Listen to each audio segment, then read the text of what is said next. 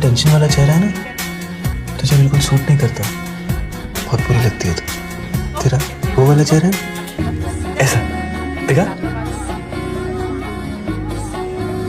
करे ऐसे ठाई लगती है तुम्हें। आँखों में आँखें तेरी, बाहों में बाहें तेरी, मेरा न मुझ में कुछ रहा हुआ क्या। आर्यन चौधरी आ चुके हैं, पंकज आ चुके हैं, क्या भाई आ जाइए, पुष्पेंद्र कुमार आ चुके हैं, प्रिंस कुमार आ चुके हैं, कुलदीप यादव आ चुके हैं। एक बार मुझे ये बता दो, ऑडियो वीडियो सब कुछ क्लियर है ना? फिर अपनी आज की क्लास स्टार्ट करें। लास्ट क्लास में हम, यानी कि कल की क्लास में हम क्या पढ़ रहे थे? नर्वस सिस्टम, तंत्रिका तंत्र कहते हैं। और नर्वस सिस्टम में कितना, बस आज की क्लास में खत्म हो जाएगा आपका नर्वस सिस्टम। छोटी सी बातें हैं, कुछ जरा सुन लो फटाक से, जहाँ से क्वेश्चंस बन जाते हैं कभी कभार। आपको मैंने पढ़ाया था कि हमारे बॉडी में जो नर्वस सिस्टम होता है वो, उसको हम 3 पार्ट्स में डिवाइड करते हैं। पढ़ा था ना ये चीज कि नर्वस सिस्टम को हम 3 पार्ट्स में डिवाइड करते हैं, यानी कि अपना जो कंप्लीट नर्वस सिस्टम है, तंत्रिका तंत्र है, वो 3 भागों में बटा हुआ। कौन कौन सा? याद भी होगा, सीएनएस और सेंट्रल नर्वस सिस्टम, केंद्रीय तंत्रिका तंत्र। और दूसरा कौन सा था? पीएनएस, पेरिफेरल नर्वस सिस्टम, तो बोलते हैं हम परिधीय तंत्रिका तंत्र। और 3 नंबर पे आता है एएनएस, जिसको बोलते हैं ऑटोनोमस नर्वस सिस्टम। यानी कि हम हमारे नर्वस सिस्टम को 3 कैटेगरी में बांट दिए, 3 विभाजन कर दिए हम। कौन कौन सा? CNS central nervous system, PNS peripheral nervous system, ANS autonomous स्वायत्त तंत्रिका तंत्र। और मैंने आपको पढ़ाया था कि जो सेंट्रल नर्वस सिस्टम होता है वो 2 ऑर्गन से मिलकर बना हुआ होता है। कौन कौन सा? एक अपना ब्रेन, जिसको आप दिमाग या मस्तिष्क बोलते हो, और दूसरा आपका स्पाइनल कोड, जिसको हम मेरु रज्जु या मेरुदंड कहते हैं। हम दोनों पढ़ चुके हैं, लास्ट क्लास तक अपने कंप्लीट कर लिए। ब्रेन भी कंप्लीट कर लिया हमने, है ना? हमने ब्रेन भी कंप्लीट कर लिया और स्पाइनल कोड से भी हमने कंप्लीट कर लिया। अब बच्चों थोड़ी सी बातें सुन जो मैं आपको बताना चाह रही हूँ, है ना? चलो सुनो, पीएनएस क्या होता है? पीएनएस की फुल फॉर्म होती है peripheral nervous system. Peripheral nervous system, peripheral को बोलते हैं हम परिधीय तंत्रिका तंत्र, जो परिधियों में काम करता है। देखो बच्चों, एक तो सेंट्रल नर्वस सिस्टम क्या हो गया? सेंटर में आपका ब्रेन है, आपका स्पाइनल कोड है पीछे से, तो ये सेंटर में काम करता है ना? अब ये क्या करता है? जो पीएनएस होता है, पेरिफेरल नर्वस सिस्टम होता है, ये क्या करता है? ये हमारे बॉडी की किनारों पे, परिधियों पे काम करता है। जैसे अगर मैंने यहाँ से इस उंगली पे मुझे चोट लगी, मुझे यहाँ पे पेन हुआ, दर्द हुआ, तो ये दर्द फील कौन करवाता है? मैंने बताया था ना, दर्द कौन फील करवाता है? थैलेमस। तो यहाँ से ये सिग्नल किसके थ्रू गया? तो आप बताओगे बच्चा, ये पेरिफेरल नर्वस सिस्टम के थ्रू गया। समझ रहे हो आप? कैसे? इस डायग्राम से समझने की कोशिश करना आप। हम लोगों का सबका इस तरीके से ह्यूमन बॉडी में नर्वस सिस्टम होता है मैम। ये ब्रेन था, ये स्पाइनल कोड था, ये सेंटर में था। अब इस सेंट्रल नर्वस सिस्टम के पास सिग्नल्स लेकर कौन आता है? हमारे बॉडी के डिफरेंट ऑर्गन्स के, वो लेकर आता है पेरिफेरल नर्वस सिस्टम। इस चीज को ऐसे समझो, कंप्यूटर में हार्ड डिस्क है, हो गया, एक कंप्यूटर का सीपीयू है, और कंप्यूटर से अगर आपको कोई भी चीज कनेक्ट करनी है तो किससे करते हो? वायर से, तारों से। अगर आपको कंप्यूटर में कोई भी चीज कनेक्ट करनी है तो आप किससे? वायर जोड़ोगे, है ना? यूएसबी लगाओगे, केबल लगाओगे, तार लगाओगे। ठीक ऐसे ही हमारी बॉडी में भी ऐसे बहुत सारे वायर्स होते हैं। देखो आपको दिख रहे होंगे ना बहुत सारे वायर, लेकिन अब ये वायर नहीं है ना। पेरिफेरल नर्वस सिस्टम किसका बना हुआ है? अगर कोई आपसे पूछे तो आप एग्जांपल देना कि हमारे बॉडी का ब्रेन हो गया सीपीयू, कंप्यूटर हो गया, और कंप्यूटर से बहुत सारे वायर निकलते हैं। वैसे हमारे जो बॉडी में बहुत सारे वायर्स बनते हैं, जो वायर बनाता है, जाल से लगा हुआ होता है, तो हम पेरिफेरल नर्वस सिस्टम कहते हैं। अब ये वायर नहीं होते, वायर तो आपके कंप्यूटर में होते हैं, इनको हम कहते हैं नर्व्स। इनको हम कहते हैं नर्व्स, और हिंदी में कहते हैं तंत्रिकाएं। इसका मतलब मैम आप ये कहना चाह रही हैं, इस तरीके से कंप्यूटर से बहुत सारे वायर निकलते हैं, वैसे हमारे बॉडी में बहुत सारी नर्व्स निकलती हैं। और वो नर्व्स क्या करती हैं? वो नर्व्स हमारे बॉडी में क्या काम करती हैं? वो नर्व्स हमारे बॉडी में सेंट्रल नर्वस सिस्टम से जोड़ने का काम करती है। अब मैम ये नर्व्स जरा बात कर लेते हैं। देखो बच्चों, जब लाखों न्यूरॉन्स जुड़ते हैं, न्यूरॉन मैंने पढ़ाया है, न्यूरॉन यानी तंत्रिका कोशिका क्या है, एक सेल है। न्यूरॉन एक सेल है जो सेल नर्वस सिस्टम में पाई जाती है, जो आपके ब्रेन में पाई जाती है, जो आपके नर्वस सिस्टम की यूनिट होती है। जब लाखों न्यूरॉन जुड़ते हैं ना बच्चा, तब जाकर आपका एक वायर यानी कि एक नर्व बनता है।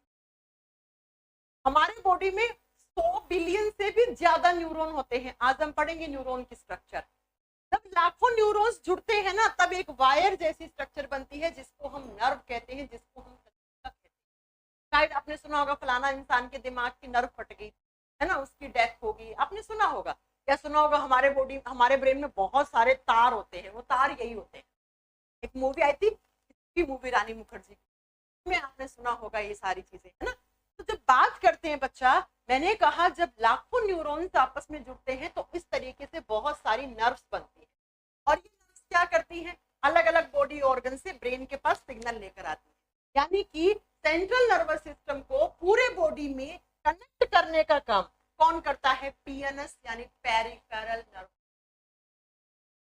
ठीक है, करता है, पेरिफेरल नर्वस सिस्टम करता है। आपको समझ में आ गई होगी ये बात। अब नेक्स्ट पॉइंट सुनो, हमारी बॉडी में टोटल होती कितनी है नर्व, एग्जाम में जो आता है। हमारी पीएनएस यानी कि पेरिफेरल नर्वस सिस्टम किससे बना हुआ है, नर्व से, तंत्रिकाएं से बना हुआ है। और कितनी नर्व्स होती हैं, टोटल कितनी, तो आपको बताना है 43 पेयर्स नर्व्स होती, टोटल 43 जोड़ी नर्व्स होती। अब ये जो 43 जोड़ी होती है ना, इनको हम दो कैटेगरी में डिवाइड करते हैं। एक ऐसी जो ब्रेन से निकलती हैं, उनको हम क्रेनियल नर्व्स कहते हैं, यानी कि जो सिग्नल्स कहाँ से लेकर आए, जो आपके ब्रेन तक सिग्नल लेकर भी आए और ब्रेन से लेकर भी जाएं, उनको हम क्रेनियल नर्व कहते हैं। एग्जाम में आता है कि ब्रेन से निकलने वाली नर्व्स क्या कहलाती है, क्रेनियल नर्व। सिग्नल तो दोनों के पास आएंगे ना, ब्रेन के पास भी, स्पाइनल कॉर्ड के पास भी, क्योंकि दोनों ही तो क्या है, सीएनएस का पार्ट है, दोनों ही तो। अच्छा साउंड तो ठीक है यार, थोड़ा बहुत हो रहा है तो प्लीज मेरा स्टूडियो में आ जाओ, एडजस्ट कर लो भाई साहब। कल की छुट्टी रहेगी आपकी, परसों से मैं अपने स्टूडियो में, ठीक है, सब सही हो जाएगा। इतना प्रॉब्लम नहीं हो रहा होगा, ज्यादा प्रॉब्लम है साउंड में। दूसरी जो स्पाइनल कॉर्ड से निकलती हैं, उनको हम स्पाइनल नर्व्स कहते हैं, उनको हम स्पाइनल नर्व्स कहते हैं। ये कहां से, ये आपकी स्पाइनल कॉर्ड से निकलती हैं, यानी कि आपकी मेरु रज्जु से निकलती है, उनको हम क्या कहते हैं, स्पाइनल। टोटल कितनी होती है, 43 पेयर्स।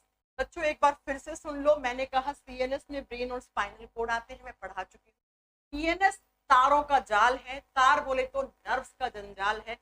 ये जंजाल यानी कि ये जो नर्व्स होती हैं, ये आधी ब्रेन से निकलती है, ब्रेन तक सिग्नल लेके जाती है, और आधी स्पाइनल कॉर्ड तक से निकलती है, स्पाइनल कॉर्ड तक आपका मैसेज लेकर जाती है। अब बच्चा आपसे पूछ ले, पीएनएस किसका बना हुआ है, नर्व्स का बना हुआ है, वायर्स का बना हुआ है, इन तारों का बना हुआ है।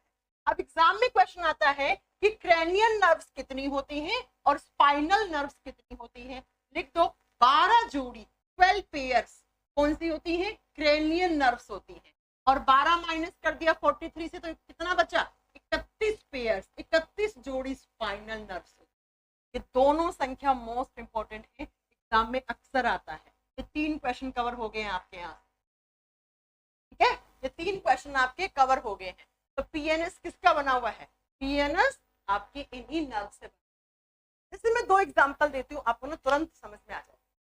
मैंने कहा था हमारी आंख से ब्रेन के पास सिग्नल जाते हैं, ये बात बताई थी ना मैंने। क्या देख रहे हो, किसकी इमेज देख रहे हो, है ना। ये क्या है, आपका डिजिटल बोर्ड है। ये डिजिटल बोर्ड किस काम आता है, लाइट से चलता है, आपके दिमाग में ये सारी चीजें आ रही है, यानी कि आंख से देखी हुई जो भी आप ऑब्जेक्ट देख रहे हो, आंख से सारे सिग्नल कहाँ जाते हैं, ब्रेन तक जाते हैं। तो ब्रेन तक कौन लेकर जाएगा, ये नर्व लेके जाएगी, और उस नर्व का नाम होता है ऑप्टिक नर्व। उस नर्व का नाम होता है ऑप्टिक नर्व। ऐसी नर्व जो हमारे आंखों से सिग्नल ब्रेन तक लेकर जाती है, उसको ऑप्टिक नर्व कहते हैं। रश्मि बेटा थोड़ा सा एडजस्ट, ठीक है। दूसरी ऐसी नर्व जो कान से सिग्नल ब्रेन के पास लेके जाती है, तो ऑडिटरी नर्व कहते हैं। उसको क्या कहते हैं, ऑडिटरी नर्व कहते हैं। हमारे बॉडी में टोटल कितनी नर्व्स होती है? 40, लेकिन आपको 40 हाँ, अगर आप एमबीबीएस करोगे आगे चलकर, नीट के एग्जाम की तैयारी करोगे, तब आप समझ में आ गई मेरी बात। तो पीएनएस किसका बना हुआ है? पीएनएस इन्हीं नर्व्स का बना हुआ है, और पीएनएस सेंटर में काम नहीं करता है, परिधियों पे काम करता है। जैसे आंख से नर्व निकलेगी, कान से निकलेगी, नाक से निकलेगी, जीभ से निकलेगी, आपके लीवर से निकलेगी, पेनक्रियास से निकलेगी, गुर्दे किडनी से निकलेगी, और पीएनएस इन्हीं नर्व्स का। बात समझ में आ गई? पीएनएस समझ में आ गया, पीएनएस समझ में आ गया। अब बचा एएनएस, बोले तो ऑटोनोमस नर्वस सिस्टम, जो हमारे बॉडी में इनवॉलेंट्री, और मैं पढ़ा चुकी हूँ, याद रखिएगा बच्चा, तो आप सीएनएस में 2 पार्ट पढ़ चुके हैं ना, कौन कौन सा? मेडुला ऑब्लिंगेटा, एक ये पढ़ लिया था ना हमने, मेडुला ऑब्लिंगेटा, और दूसरा हाइपोथैलेमस। इनको हम यहाँ पर भी इसका हिस्सा बनाते हैं, और हम इसको सी भी पढ़ते हैं। ये दोनों ही इनवॉलेंट्री।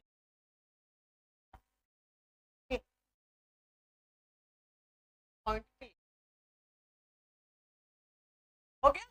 सेंट्रल नर्वस सिस्टम या नर्वस सिस्टम, ये हल्का फुल्का मैंने पढ़ा दिया, ये एग्जाम में यहाँ से क्वेश्चन बनता है। तो आप अब जो आपकी इस चैप्टर में लास्ट चीज बची, वो बची स्ट्रक्चर ऑफ न्यूरॉन। क्या है मैम? न्यूरॉन से ही तो हमारा नर्वस सिस्टम बना हुआ है, यानी कि हमारा nervous system, brain, spinal cord, इन सब में सबसे छोटी यूनिट, नर्वस सिस्टम की सबसे छोटी इकाई न्यूरॉन या तंत्रिका कोशिका कहलाती है। तंत्रिका कोशिका की संरचना, हमारा जो कंप्लीट नर्वस सिस्टम है, ऑर्गन, ब्रेन क्या है? ऑर्गन। ऑर्गन किससे बनता है? सेल से। अरे भाई पढ़ा चुकी हूँ, हमारे शरीर की सेल क्या सबसे छोटी स्ट्रक्चर क्या कहलाती है? छोटी स्ट्रक्चर क्या कहलाती है? सेल कहलाती है। यानी कि सेल से तो कुछ छोटा नहीं है ना। बहुत ज्यादा सामने प्रॉब्लम हो रही है क्या? हाँ,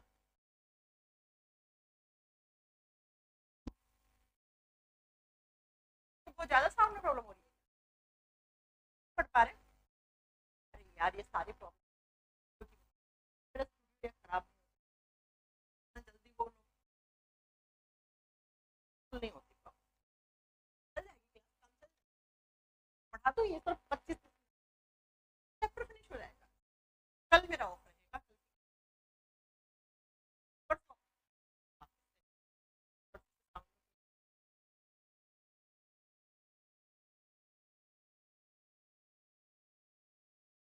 जाएगा ना काम। मैंने कहा कि हमारी बॉडी में, हमारे शरीर की सबसे छोटा कुछ भी नहीं। तो आप ये बताओ कि जो हमारा नर्वस सिस्टम है, उसके अंदर क्या आता है? ब्रेन आता है, स्पाइनल कॉर्ड आता है। तो ये क्या है? ये ऑर्गन्स है, ये अंग है। तो ये किसके बने हुए होंगे? ये सेल के बने हुए। इसका मतलब मैम, जब भी हम बात करते हैं नर्वस सिस्टम की या ब्रेन की, इनकी स्मॉलेस्ट यूनिट ही तो क्या होती है? न्यूरॉन। न्यूरॉन क्या होता है? Smallest unit of nervous system. तो आप लिख लो, तंत्रिका कोशिका की सबसे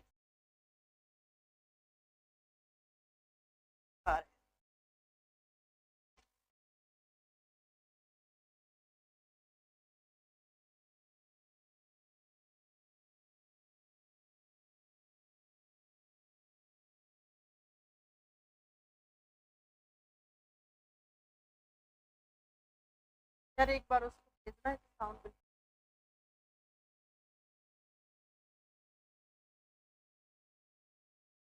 करो, बैटरी चेंज करवा के देख।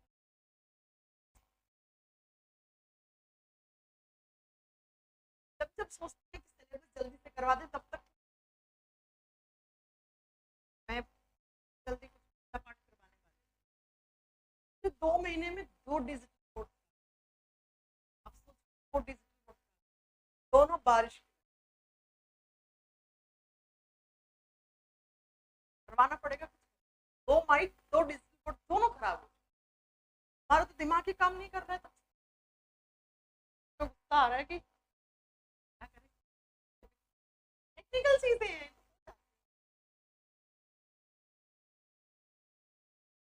हम लेते हैं क्लास तो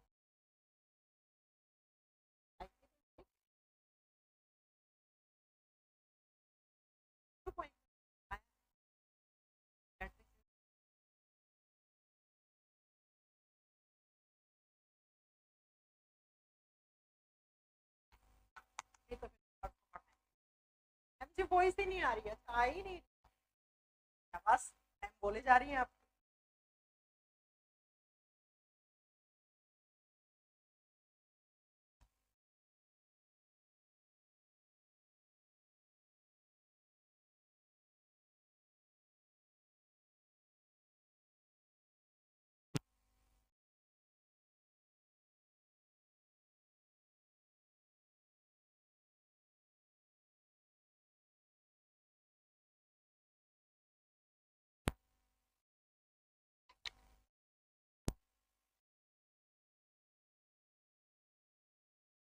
आ रही है क्या आवाज?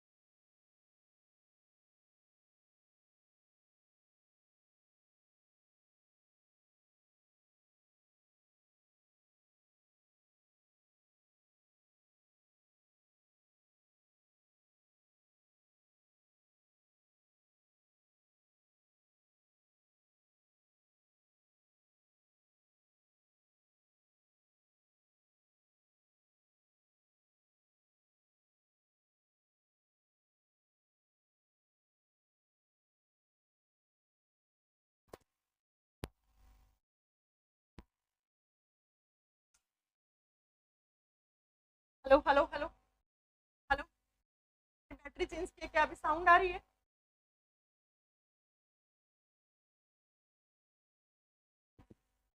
एक बार मुझे ये बताइए कि अभी साउंड आ रही है, सही आ रही है, कट तो नहीं रही है? तो क्लास कंटिन्यू करें, नहीं तो क्लास को बैटरी तो चेंज कर ली है मैंने।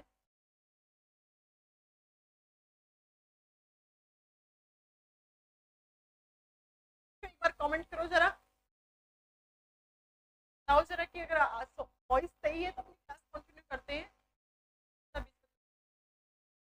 अगर नहीं है तो फिर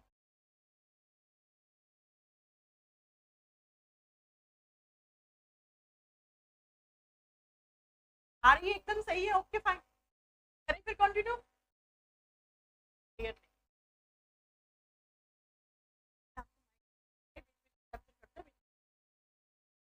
चलो बच्चों, फिर अपन इसको कल कंटिन्यू करेंगे, ओके? कल मैं अपना खुद का माइक लेके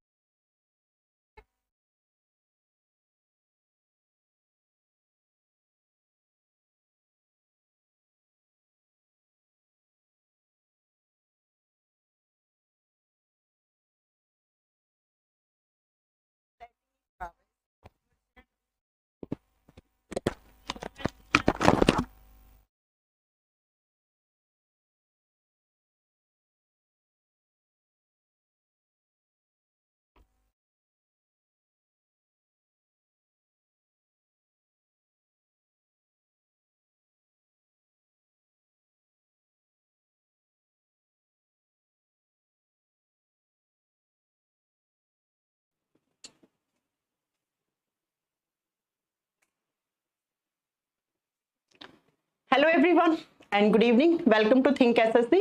आप सभी का थिंक एसएससी की एप्लीकेशन पे बहुत बहुत स्वागत है। कैसे हैं आप सब लोग? मैं उम्मीद करती हूँ कि आप सब लोग बहुत अच्छे होंगे, अच्छे हो जाएंगे, नहीं अच्छे हैं ही। चलो फिर आ जाओ, मुझे कमेंट्स दिखा दीजिए एक बार स्क्रीन पे, फिर हम बच्चों के कुछ नाम ले ले, प्यारे प्यारे बच्चों को। और फर्स्ट ऑफ ऑल तो आपकी लास्ट 2 क्लास में हल्का फुल्का साउंड का इशू हुआ था, हालांकि परसों वाली क्लास तो मैंने रोक ही दी थी क्योंकि माइक बिल्कुल काम नहीं कर रहा था। मैंने बताया था ना कि मेरे घर का स्टूडियो खराब हो गया था, तो लेकिन अब मैं गुड़गांव आ चुकी हूँ, तो गुड़गांव वाला स्टूडियो एकदम प्रॉपर काम कर रहा है। अब अपनी क्लासेस में कोई प्रॉब्लम नहीं होने वाली है। मैंने इतनी प्रॉब्लम के बाद भी मेरे पास ऑप्शन था कि मैं क्लासेस ऑफ कर दूं, लेकिन मैंने नहीं करा। मुझे लगा क्या पता सही रहेगा, माइक सही चल जाएगा, लेकिन वही है ना कि प्रॉब्लम कर ही रहा था वो बहुत ज्यादा, इसलिए। चलो भाई, गुड इवनिंग रोहित राजभार, उसके बाद है अंशु मिश्रा, कुलदीप जाटव, प्रिंस कुमार, सबको गुड इवनिंग, सबको गुड इवनिंग। ऑडियो वीडियो सब कुछ क्लियर है, किसी भी टाइप का कोई इशू नहीं होगा जहां तक मुझे लगता है, और अब होगा भी नहीं। वो बस एक स्टूडियो में बिल्कुल थोड़ी सी प्रॉब्लम आ रही थी। चलो भाई, फिर आज की क्लास स्टार्ट कर दी जाए। आज इस चैप्टर को फिनिश कर डालें अपन, और वैसे हो ही गया चैप्टर तो आपका फिनिश। ये तो कुछ एक्स्ट्रा पढ़ा रही हूँ कि भैया कोई क्वेश्चन ना छूट जाए, नहीं तो कह दोगे मैम ने ये वाला करवाया नहीं था, ये आ गया एग्जाम में। रिंकेश सागर, संतोष, नीलम वर्मा, आर्यन चौधरी, चंदन, ठीक है। चलो भाई आओ स्टार्ट करें अपनी आज की क्लास। देखो, हम पढ़ चुके थे, नर्वस सिस्टम पढ़ लिया था, और नर्वस सिस्टम में हम सबसे ज्यादा किसको पढ़ते हैं? सेंट्रल नर्वस सिस्टम, यानी कि केंद्रीय तंत्रिका तंत्र। और सेंट्रल नर्वस सिस्टम 2 ऑर्गन से मिलकर बना हुआ होता है, एक हमारा ह्यूमन ब्रेन और दूसरा स्पाइनल कोड। ब्रेन के बारे में सब पढ़ लिया था, ब्रेन के कितने पार्ट्स होते हैं, कितने सब पार्ट्स होते हैं, किसका क्या फंक्शन, एक्सेट्रा एक्सेट्रा सब पढ़ लिया था। उसके बाद हमने पढ़ा था स्पाइनल कोड, और उसके बाद मैंने बताया था कि जो नर्वस सिस्टम है उसको हम 3 कैटेगरी में डिवाइड करते हैं, सीएनएस, पीएनएस, एएनएस। पीएनएस में मैंने बताया था वायर्स यानी नर्व्स होती हैं, उनसे मिलकर बना हुआ होता है पीएनएस। अब कितने जोड़ी नर्व्स होती हैं? टोटल 43 होती है। कितने टाइप्स की? 2 टाइप्स की। एक ऐसी नर्व्स जो हमारे ब्रेन से निकलती है, उनको क्रैनियल नर्व कहते हैं। एक ऐसी नर्व्स जो हमारी स्पाइनल कोड से निकलती हैं, उनको हम स्पाइनल नर्व्स कहते हैं। उसके बाद मैंने बताया था ऑटोनोमस नर्वस सिस्टम, जो इनवॉलेंटरी रिएक्शंस को कंट्रोल करता है। उसमें मेन जो आता है वो मेडुला ऑब्लिंगेटा, और 2 नंबर पे जो आता है उसको हम क्या बोलते हैं? उसको हम हाइपोथैलेमस कह देते हैं। ये यहां तक की बात हमने लास्ट क्लास तक पढ़ ली थी। अब जरा बात करते हैं किसके बारे में बच्चा? अब बात करते हैं हम, मैंने लास्ट क्लास में बताया था कि जो नर्वस सिस्टम है उसकी सेल क्या कहलाती है? उसकी सेल न्यूरॉन कहलाती है। न्यूरॉन को हम हिंदी में तंत्रिका कोशिका भी कहते हैं। देखो, नर्वस सिस्टम किससे बनता है? ऑर्गन से। बहुत ध्यान से सुनना मेरी बातों को, अच्छे से समझना। नर्वस सिस्टम यानी तंत्रिका तंत्र, सिस्टम किससे बनता है? ऑर्गन से, यानी ब्रेन, स्पाइनल कोड, ये सब आते हैं। अब ऑर्गन किससे बनते हैं? यानी कि हमारी बॉडी की सबसे छोटी स्ट्रक्चर क्या कहलाती है? सेल कहलाती है, कोशिका कहलाती है। यानी कि न्यूरॉन भी क्या है? एक सेल है, एक कोशिका है। लेकिन ये कहां की सेल है? ये बच्चा नर्वस सिस्टम की सेल है। ये किसकी? नर्वस सिस्टम की। कंप्लीट जो हमारा नर्वस सिस्टम है, जो हमारा तंत्रिका तंत्र है, वो सबसे छोटी स्ट्रक्चर किससे मिलकर बना हुआ है? सेल से मिलकर बना हुआ है। यानी कि या तो मैं कह दूं कि ब्रेन किससे मिलकर बना हुआ है? सेल। कौन सी सेल? न्यूरॉन। या मैं कह दूं कंप्लीट नर्वस सिस्टम किससे मिलकर बना हुआ है? सेल से। कौन सी सेल? न्यूरॉन। ठीक है, तो इसीलिए न्यूरॉन के बारे में सबसे पहला पॉइंट लिख दो कि it is the smallest unit of nervous system. It is the smallest unit of nervous system. Nervous system भी लिखोगे और आप ऑब्लिक लगा के ब्रेन भी लिख लो। यह है हमारे मस्तिष्क की या तंत्रिका तंत्र की सबसे छोटी इकाई है। तंत्रिका तंत्र, या आपसे पूछ ले ब्रेन की सबसे छोटी इकाई तंत्रिका तंत्र या ब्रेन यानी कि दिमाग की सबसे छोटी इकाई है। सबसे छोटा मतलब इससे छोटा कुछ होता ही नहीं है, और सबसे छोटा हो गया, सबसे छोटा होता ही कौन है? सेल होती है। तो सेल यानी कि न्यूरॉन। तो ब्रेन की सेल्स का क्या नाम हो गया? तंत्रिका कोशिका या न्यूरॉन कोशिका। नर्वस सिस्टम की सेल का नाम क्या हो गया? तंत्रिका कोशिका या न्यूरॉन सेल। तो हमारा ब्रेन जिन छोटी छोटी सेल से सबसे छोटी जो स्ट्रक्चर है, फंक्शनल यूनिट है, उससे मिलकर बना हुआ है, उसको हम न्यूरॉन कहते हैं। जैसे आंख में भी सेल्स होंगी, नाक में भी सेल्स होंगी, लीवर में भी सेल्स होंगी, हार्ट में भी सेल्स होंगी, वैसे ब्रेन में भी सेल्स है। और ब्रेन की जो सेल्स होती है ना, ये होती है longest cell of human body. लिख लीजिए बच्चा, हमारे शरीर की सबसे लंबी कोशिका कौन सी होती है? जैसे आपने पढ़ा होगा आरबीसी आरबीसी सबसे छोटा होता है ना? कभी पढ़ा आपने कि ब्लड के अंदर आरबीसी सबसे छोटा होता है? ऐसे ही अब देखो, ब्रेन के अंदर एक ही टाइप की सेल्स है, तो इसमें बड़ा छोटा तो होगा नहीं। अब ब्लड के अंदर तो 3 टाइप की सेल्स होती हैं, आरबीसी भी होता है, डब्ल्यूबीसी भी होता है, प्लेटलेट्स भी होता है। तो डब्ल्यूबीसी सबसे बड़ा होता है, आरबीसी सबसे छोटा होता है। ऐसे ही अगर आपसे पूछ ले हमारे बॉडी की सबसे छोटी सेल कौन सी है, तो जो लड़कों के अंदर यानी कि जो मेल रिप्रोडक्टिव सिस्टम में स्पर्म्स बनते हैं, शुक्राणु बनते हैं, ये सबसे छोटी सेल होती है। ये हमारे शरीर की सबसे छोटी कोशिका मानी गई है। बड़ी बोले तो ओवम, ओवम का मतलब हो गया अंडाणु, जो आएगा नेक्स्ट चैप्टर में आएगा। ये सब अगला चैप्टर हम रिप्रोडक्टिव सिस्टम पढ़ेंगे ना, उसमें सब आएगा ये। ओवम, ओवम का मतलब होता है अंडाणु, ये सबसे बड़ा माना गया है। हालांकि अगर लंबा पूछ ले यानी कि लंबाई में, लेंथ में लंबी कौन सी है, तब आपका आंसर क्या होगा? Neuron is the longest cell of human body. और न्यूरॉन्स ऐसे दिखते हैं, देखो लंबा है ना, दिख रहा है ना, लंबा है ना, कितना लंबा है। अब इतना लंबा तो होने वास्ते रहा है ना, ये तो फोटो है। तो याद रखिएगा, हमारे बॉडी की लॉन्गेस्ट सेल को हम न्यूरॉन यानी तंत्रिका कोशिका या न्यूरॉन कोशिका कहते हैं। और हमारा ब्रेन भी इसी से मिलकर बना हुआ होता है। अब जब बात करते हैं मैम हमारे कंप्लीट नर्वस सिस्टम में कितने न्यूरॉन्स होते हैं, 100 बिलियन न्यूरॉन्स होते हैं। 100 बिलियन या 100 बिलियन से भी ज्यादा न्यूरॉन्स होते हैं। और जब बहुत सारे, मैंने आपको एक बात पढ़ाई थी कि जब लाखों न्यूरॉन मिलते हैं, यानी कि लाखों न्यूरॉन्स के जुड़ने से एक लंबा सा वायर, कौन सा वायर, जिसको क्या बोलोगे हम, जिसको हम नर्व कहेंगे, जिसको हम तंत्रिका कहेंगे। और जो कितनी होती है हमारे बॉडी में, जो टोटल 43 जोड़ी होती है, 43 पेयर्स होते हैं। तो ये न्यूरॉन सबसे छोटा हो गया, ठीक है। और जब लाखों न्यूरॉन जुड़ जाते हैं तो नर्व्स बनाते हैं। नर्व्स का मतलब तंत्रिका कोशिका बनाने का काम करते हैं। अब अगर मैं आपसे पूछूं कि न्यूरॉन का फंक्शन क्या है, अगर आप मेरे से पूछो मैम कि न्यूरॉन का काम क्या है, तो जरा बताओ ब्रेन क्या काम करता है? सारे ऑर्गन्स को कंट्रोल एंड कोऑर्डिनेट करता है। तो सिग्नल्स, जैसे मेरा लीवर है, लीवर कहाँ, यहाँ है, तो लीवर को कोई मैसेज पहुंचाना है ब्रेन के पास, या ब्रेन को लीवर के पास पहुंचाना है, वो मैसेज किसके थ्रू पहुंचाएगा? न्यूरॉन के थ्रू। तो न्यूरॉन हमारे बॉडी में स्टिम्युलेशन कैरी करते हैं। स्टिम्युलेशन का मतलब होता है उद्दीपन, यानी कि ये मैसेज ट्रांसफर करने का काम करते हैं न्यूरॉन्स। देखो ब्रेन तो चल के लीवर के पास नहीं जाएगा ना, या लीवर ब्रेन के पास चल के नहीं जाएगा ना, तो ब्रेन कैसे कंट्रोल एंड कोऑर्डिनेट करता है? ब्रेन अपने मैसेज किसके थ्रू ट्रांसफर करता है? Brain cells. और ब्रेन सेल्स का नाम क्या हो गया?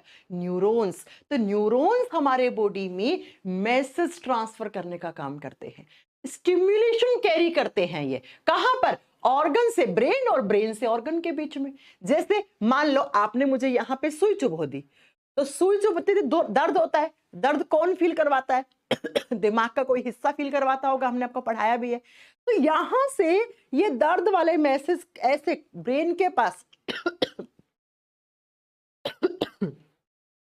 ब्रेन के पास कौन लेकर गया? न्यूरॉन लेकर गए। तो न्यूरॉन्स हमारे बॉडी में स्टिम्युलेशन कैरी करते हैं, मैसेज ट्रांसफर करने का काम करते हैं। समझ में आ गया? ये क्या करते हैं? ये हमारे बॉडी में मैसेजेस ट्रांसफर करते हैं। किसके बीच में? बॉडी ऑर्गन्स और हमारे ब्रेन के बीच में मैसेज ट्रांसफर करने का काम करते हैं। ठीक है, इसको ऐसे समझो जैसे पुराने जमाने में राजा महाराजा क्या करते थे, अपना संदेशा किसके थ्रू? कबूतर के थ्रू भेजते थे ना संदेशा। वैसे ही हमारे बॉडी में मैसेज ट्रांसफर करने का काम न्यूरॉन्स करते हैं। और न्यूरॉन किसकी सेल है? ब्रेन की सेल है।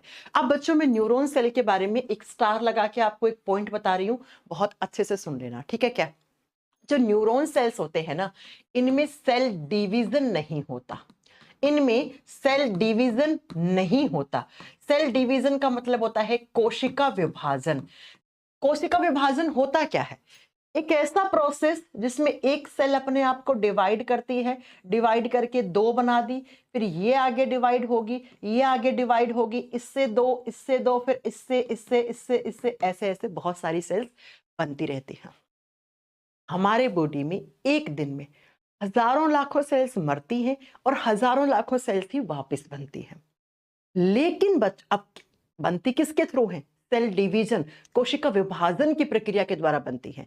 लेकिन बच्चों जो न्यूरॉन सेल्स है ना, ये एक बार बन गई तो एक बार बन गई। क्यों? क्योंकि इनके अंदर सेल डिवीजन की पावर सबसे कम होती है। यानी कि मैम आप ये कहना चाह रही हैं एक बार न्यूरॉन्स खराब हो गए तो हमेशा के लिए खराब हो गए।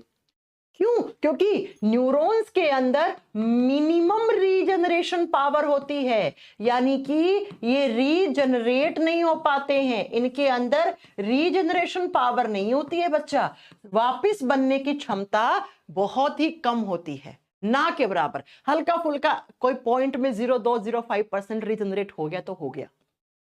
लेकिन आप सोचो, आप ना ब्लड किसी को, आपने देखा होगा बहुत सारे लोग ब्लड डोनेट करते हैं, वो बोलते हैं आज मैं 2 यूनिट खून के दे के आया, उसमें वापस बन जाता है 1-1.5 महीने में सारा खून, क्योंकि ब्लड की सेल्स में रीजनरेशन की पावर है। आप किसी को अपना लीवर दे दो 20% 30%, आपका लीवर वापस बन जाएगा। समझ रहे हो? क्योंकि इन ऑर्गन्स के अंदर रीजनरेट होने की पावर होती है। ये अपनी सेल्स के अंदर डिवीजन करके फिर से वापस वो चीज बना लेते हैं। लेकिन बच्चों न्यूरॉन्स के अंदर सबसे कम पुनः निर्माण की क्षमता होती है। क्यों? क्योंकि न्यूरॉन्स के अंदर सेल डिवीजन नहीं होता, कोशिका विभाजन नहीं होता। इसलिए अगर एक बार न्यूरॉन खराब हो गए तो वो परमानेंटली ही खराब हो गए। बात समझ में आ गई मेरी बात? तो न्यूरॉन सेल के अंदर अगर आपसे एग्जाम में पूछ ले ह्यूमन बॉडी की कौन सी सेल्स है जिनके अंदर सबसे कम पुनर्निर्माण की क्षमता पाई जाती है, मिनिमम रिजनरेशन पावर होती है, दैट इज न्यूरॉन। बात समझ में आ गई? अब बात करते हैं, ये तो बात होगी न्यूरॉन सबसे लंबी होती है, कितनी होती है, न्यूरॉन किसकी यूनिट होती है, ये सब बातें होगी। अब बात आती है स्ट्रक्चर ऑफ वन न्यूरॉन, या न्यूरॉन के पार्ट्स कौन कौन से हैं। न्यूरॉन पार्ट्स एग्जाम में यहां से क्वेश्चन आता है, तंत्रिका कोशिका के भाग या न्यूरॉन्स के कौन कौन से पार्ट होते हैं, उनका नाम क्या होता है, उनके फंक्शन क्या होते हैं। जैसे आपको 5 क्वेश्चन बताती हूं तो यहां से सबसे ज्यादा रिपीटेड होते हैं। एग्जाम में क्वेश्चन आता है व्हाट इज डेंड्राइट। ये कंप्लीट न्यूरॉन है, न्यूरॉन ऐसा दिखता है। अगर आपने किसी की ब्रेन की एक सेल को निकाल के कहां पर आप बताओगे कि अगर आपने ब्रेन की किसी सेल को निकाल के इलेक्ट्रॉन माइक्रोस्कोप के नीचे रखा तो ऐसा न्यूरॉन दिखेगा, एक न्यूरॉन ऐसा दिखेगा। अयान कह रहे हैं मैम आपसे रिक्वेस्ट है आप ह्यूमन बॉडी ऑर्गन्स को कंप्लीट करवा दो, तो वही तो चल रहा है। ब्रेन क्या ऑर्गन नहीं है? है? डाइजेस्टिव सिस्टम में हमने लीवर पढ़ा, पैनक्रियास पढ़ा, ये सब ऑर्गन नहीं है क्या?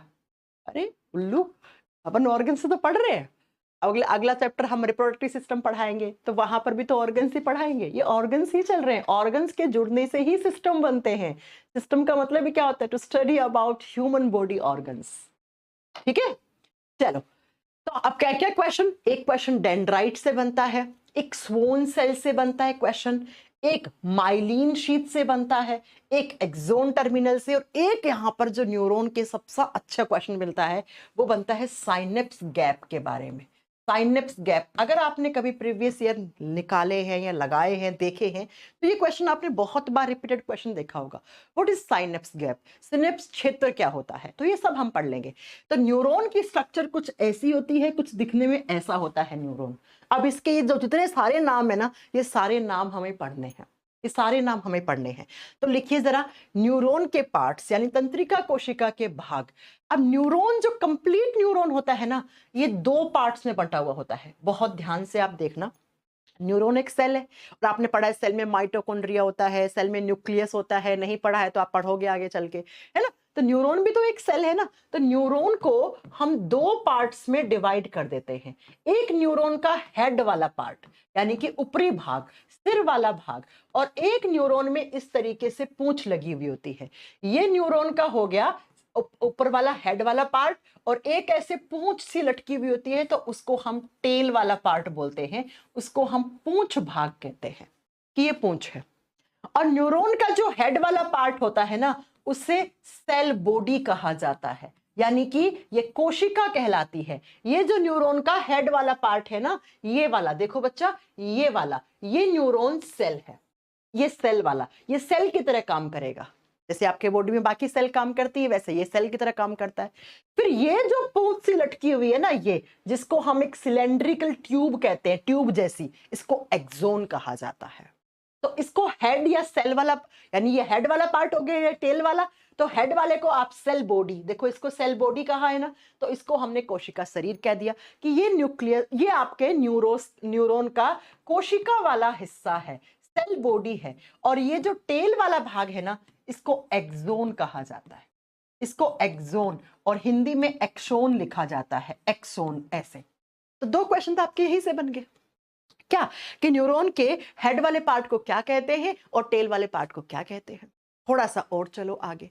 न्यूरॉन का जो हेड वाला पार्ट होता है, इसके अंदर एक लिक्विड भरा हुआ होता है ना, तरल पदार्थ भरा हुआ होता है, जो किस कलर का होता है, व्हाइट कलर का होता है, इसलिए हम इसको न्यूरॉन का व्हाइट पार्ट भी कहते हैं।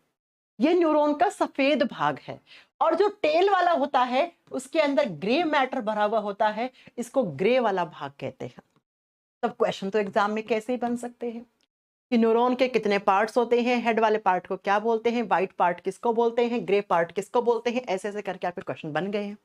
ठीक है, तो जरा देखते हैं पहले हेड वाले पार्ट में क्या होता है और टेल वाले पार्ट में क्या होता है। हेड वाला पार्ट किस किस चीजों से मिलकर बना हुआ होता है, टेल वाले में क्या क्या होता है। कैसे मैम, जैसे आप देखो हेड वाले में देखो यहाँ दे रखा है ना, डेंड्राइट है, ये हो गया ना हेड, सिर इसका ये है, तो सिर में देखो न्यूक्लियस है, डेंड्राइट है। फिर ये इसकी पूंछ है, तो पूंछ वाले भाग को एक्सोन तो बोल दिया, लेकिन एक्सोन में देखो Schwann cells, myelin sheath, node of Ranvier, axon terminal, ये सब पढ़ने हैं हमें।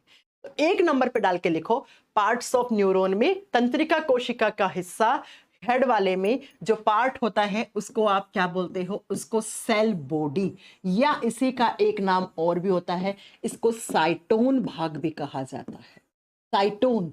तो ये भी क्वेश्चन बन गया कि न्यूरॉन के सिर वाले भाग को या सेल वाले भाग को क्या नाम दिया गया है, उसको साइटोन भी कहते हैं हम, साइटोन। और बच्चा, ये जो साइटोन होता है ना, ये न्यूरॉन का सेल की तरह काम करता है, कोशिका की तरह काम करता है। क्यों? क्योंकि इसी सेल के अंदर, इसी हिस्से में, न्यूरॉन के इसी हिस्से में न्यूक्लियस पाया जाता है।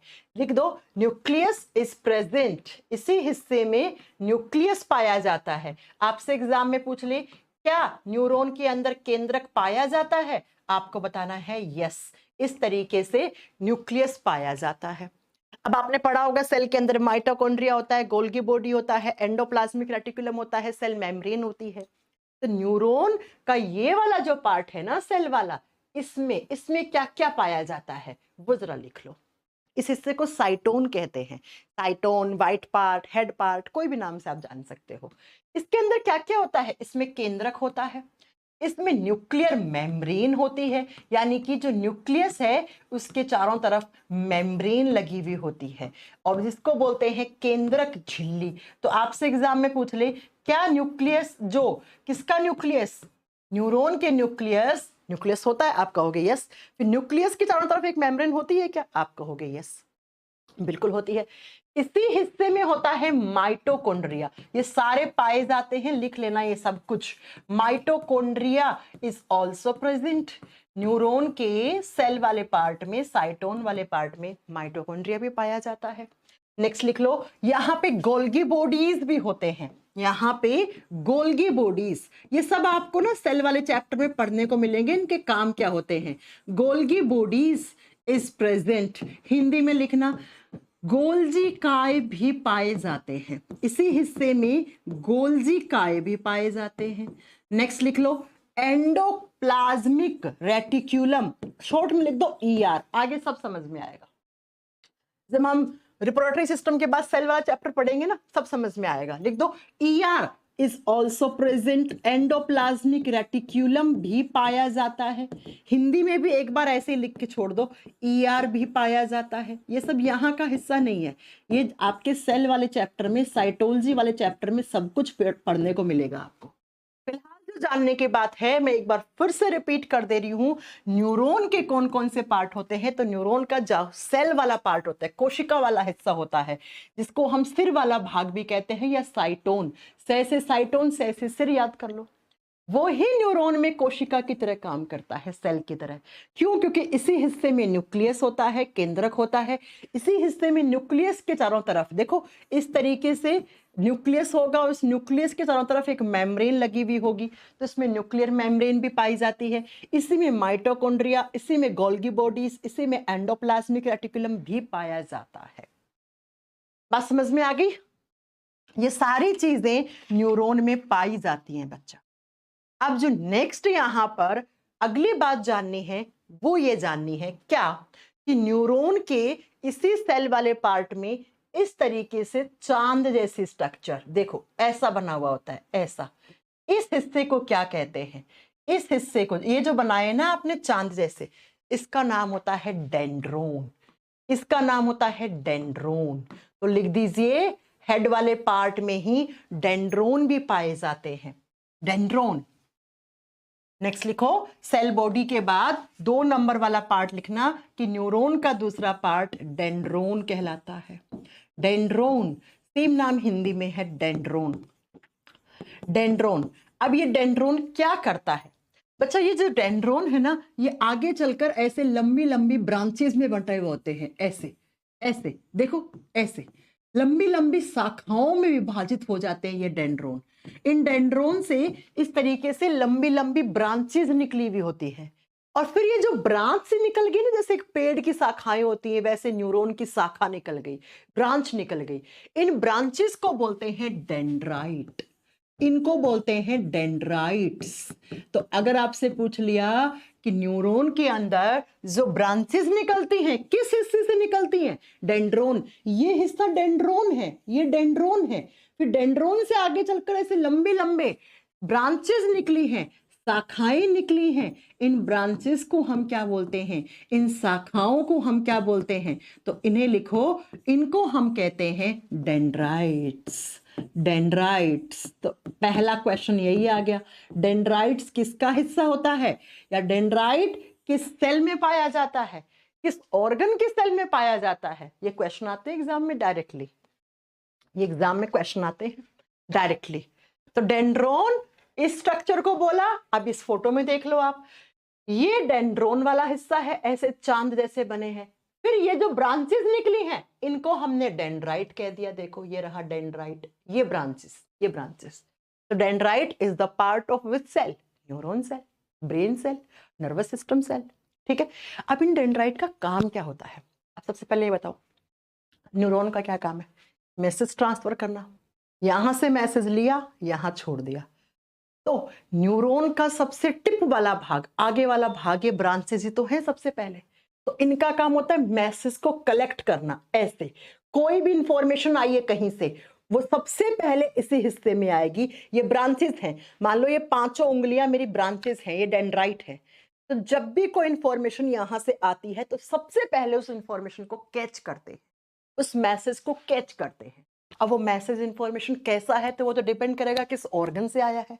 तो आप इस डेंड्राइट का फंक्शन लिखो, इट रिसीव्स क्या? It receive information, it receives information, या कलेक्ट लिखो, रिसीव से अच्छा रहेगा कलेक्ट।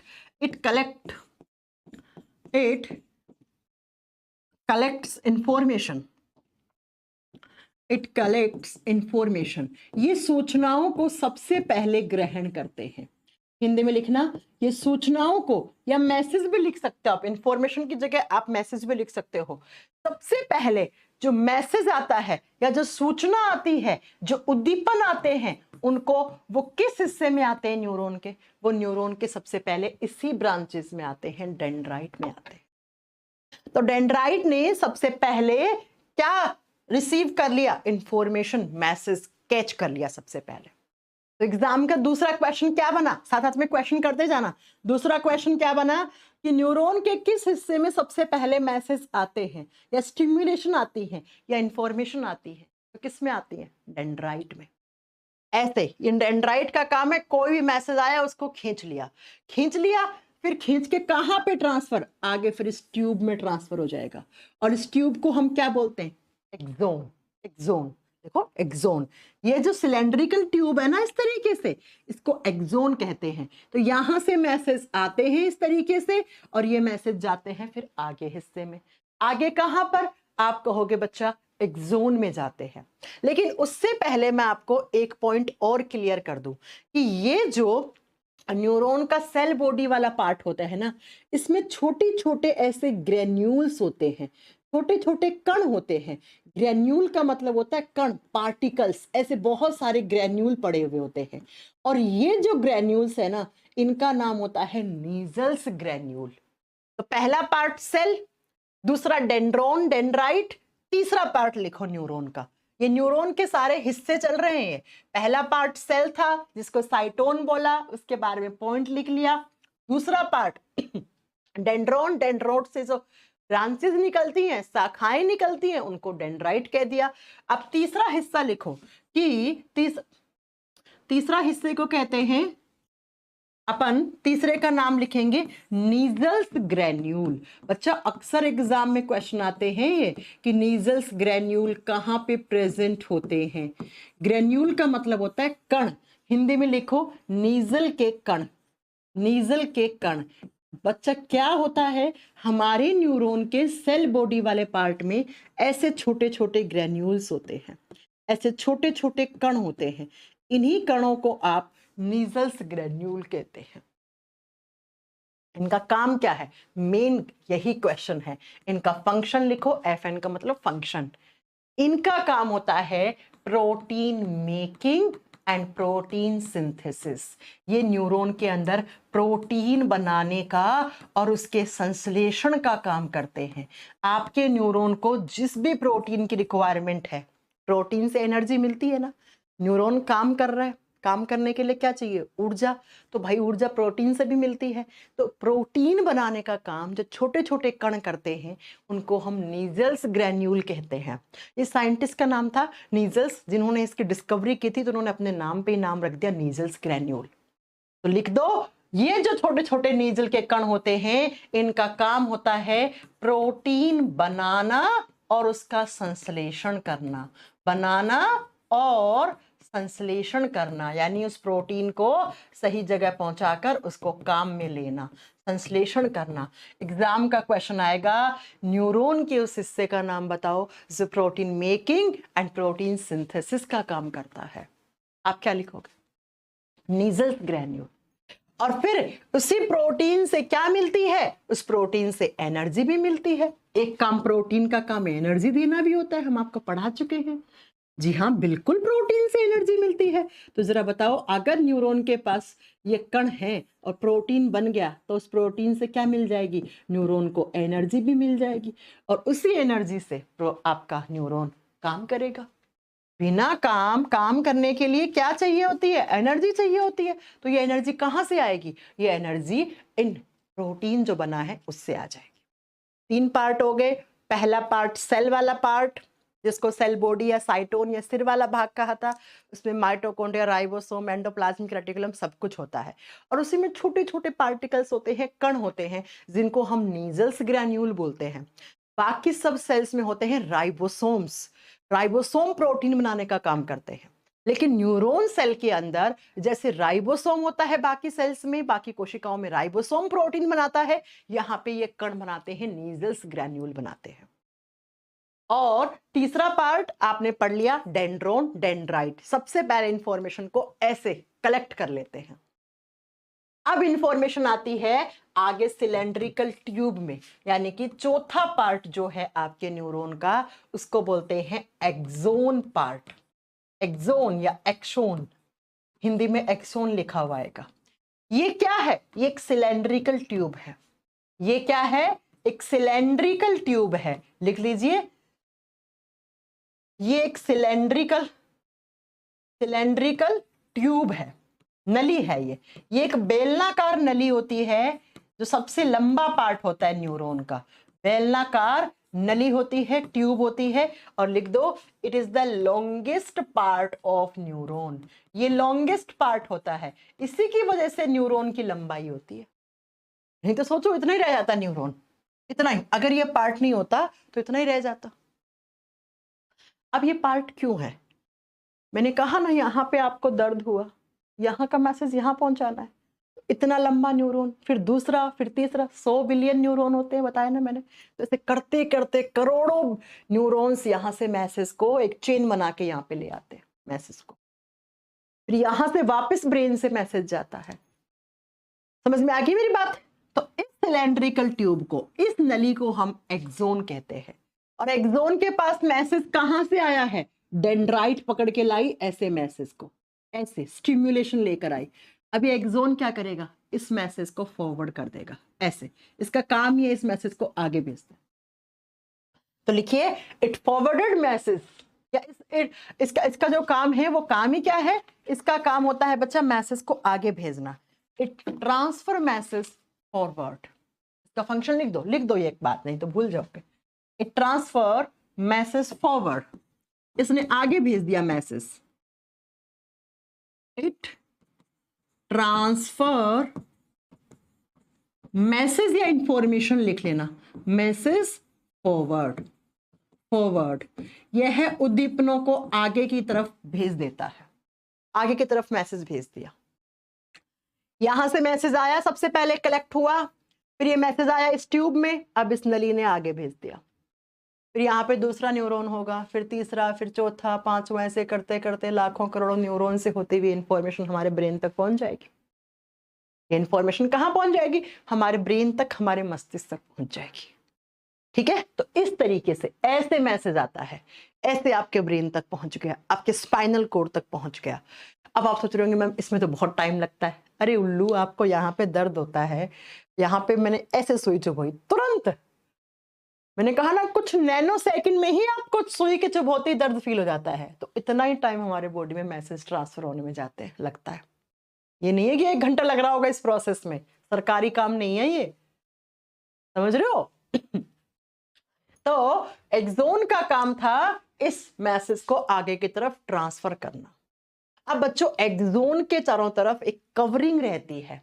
ये जो एक्सोन है ना, इसके चारों तरफ एक कवरिंग रहती है, एक आवरण रहता है। कवर लगा हुआ होता है इसके चारों तरफ, आवरण लगा हुआ होता है। और ये जो आवरण है इसको माइलिन शीथ कहते हैं। देखो, जैसे ये रहा माइलिन शीथ। ये जो सिलेंड्रिकल ट्यूब है ना, इसमें इस तरीके से कवरिंग लगी है ऐसे। ये देखो बच्चा, ये ऐसे कवर लगा है, इसी कवर को माइलिन शीथ कहते हैं। और ये क्या करता है? ये एक्सोन को प्रोटेक्शन देता है। जैसे मोबाइल के ऊपर आप क्या लगा के रखते हो? कवर लगा के रखते हो, जिससे क्या ना हो, मोबाइल गिरे तो स्क्रैच ना आए। ऐसे ही ये कवर लगा हुआ होता है, इस कवर का काम होता है एक्सोन को प्रोटेक्शन देना। तो लिख दो जरा कि जो कवरिंग होती है उसको माइलिन शीथ कहते हैं, माइलिन शीथ। और एग्जाम में क्वेश्चन आता है कि एक्सोन, या तो पूछेगा माइलिन शीथ आपने कहां पढ़ी है, यानी किस सेल का हिस्सा है। तो माइलिन शीथ या माइलिन शीथ किस सेल का हिस्सा है? एक्सोन सेल का, सॉरी न्यूरॉन सेल का। न्यूरॉन के किस हिस्से में है? इसमें नहीं है, कहीं आप इसको पढ़ लो कि यहां कहीं थोड़ी ना प्रोटेक्शन हो रहा है। इस ट्यूब को प्रोटेक्शन देती है। कौन सी शीथ या कौन सी सीट? आप बताओगे माइलिन शीथ। ये एग्जाम के क्वेश्चन है, डायरेक्टली एग्जाम में ऐसे ही क्वेश्चन आते हैं, याद रखिएगा, सिर्फ ऐसे ही क्वेश्चन आते हैं। माइलिन शीथ कवरिंग देने का काम करता है। और ये जो माइलिन शीथ होती है ना, ये किसकी बनी हुई होती है? इसमें एक टाइप की सेल्स होती हैं जिनको हम स्वोन सेल्स कहते हैं।